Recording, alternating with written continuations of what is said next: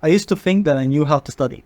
Because let me tell you a story. When I was in high school, I was in IGCSE, which if you don't know, is like the British education system applied to other countries. And I used to study like a little amount. Most of the time I'd just spend wasting time online or gaming. But I'd end up getting A stars in the end, which is like the highest grade you could get in IG. And even the little time that I did spend studying was just completely ineffective. I was like, what, reading and highlighting and like solving questions.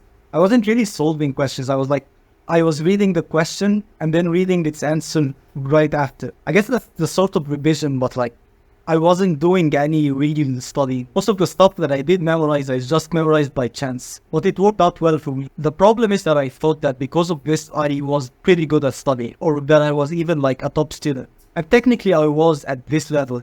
But then when I went to med school, everything changed. My parents used to tell me, are you sure that you want to go to med school? It's really difficult. And I always thought, well, they say the IGCSE is difficult, but it's been this easy so far. So is med school just difficult in the same way? I was completely wrong. On my first year in med school, I remember the first month we had a module and I studied for it the same way I'd been studying in IG. But to my surprise, I didn't really do well in the exam. I had a feeling that I wasn't gonna do well because I didn't even finish the material required in the first place. The biggest difference between med school and high school is the amount you're required to study is just too huge, and the information within it is too deep. It's a completely different level from everything before. It didn't help at all that I was also struggling with procrastination at the time. I still do, but back then it was really terrible. And the biggest problem when your curriculum is so huge like that is you don't really know what's important and what isn't. Or at least I didn't used to know. Like now I'm better at figuring out what's actually important and what isn't.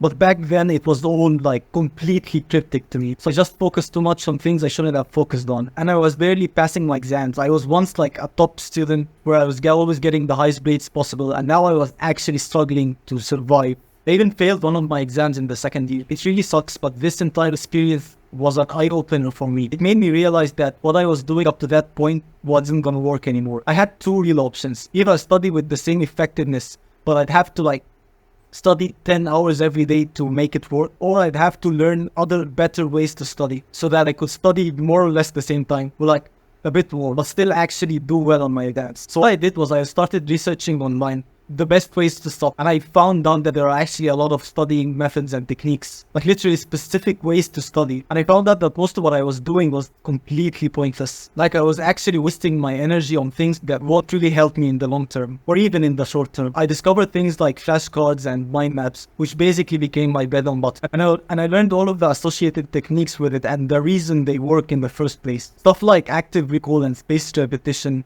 and chunking and other stuff. Right now, my favorite studying technique is either summarizing or doing mind maps, and then doing flashcards and past exams next to it. Cat.